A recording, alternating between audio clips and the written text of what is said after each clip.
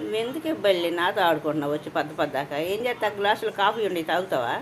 దిగు వచ్చి తాగు, తాగవే, తాగు, దిగు.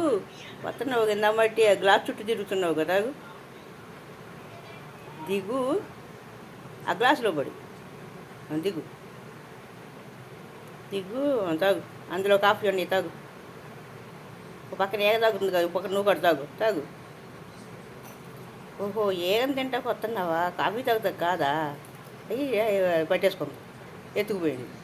నేను అది కాఫీ తాగుతాకు వస్తుంది అనుకున్నాను డాడీ. ఏగ వాళ్తుంది కాఫీ గ్లాస్ మీద, ఏగను పట్టుకోవడానికి వస్తుంది.